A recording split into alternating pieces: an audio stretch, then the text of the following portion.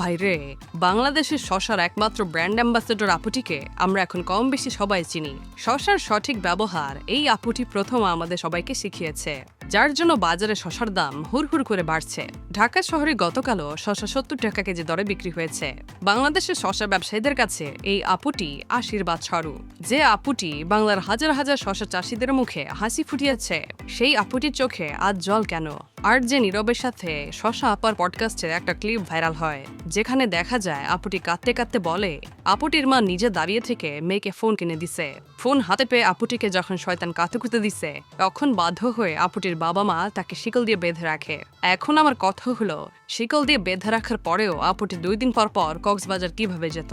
এক এক সময় এক এক ছেলেকে সাথে নিয়ে কক্সবাজারে যাওয়া, সেখানে গিয়ে একজন আরেকজনের মুখে অক্সিজেন দেওয়া, দুষ্ট ভিডিও বানিয়ে ফেসবুক ইনস্টাগ্রামে দিল কিভাবে?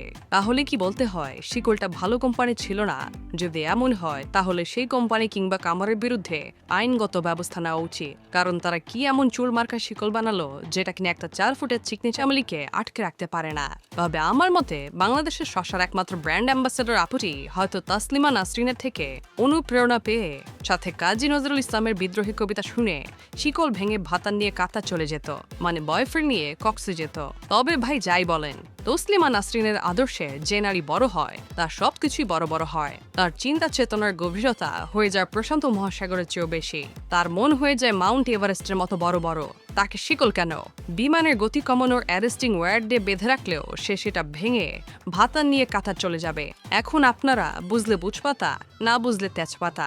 আর যে নীরবের সাথে শশার ব্র্যান্ড অ্যাম্বাসেডর আপুটির হৃদয় বিদারক কষ্টদায়ক পডকাস্টটা দেখার পর আমার বন্ধু কেরামত বলতেছে, শশা আপার যে বাবা মা আছে সেটা জেনে খুব ভালো লাগছে। আমি তো ভেবেছিলাম আপুটি চট করে দুনিয়া এসে সহজ সরল পোলাপানদের রাতের ঘুম কেড়ে নিয়ে দুর্বল বানিয়ে দিচ্ছে।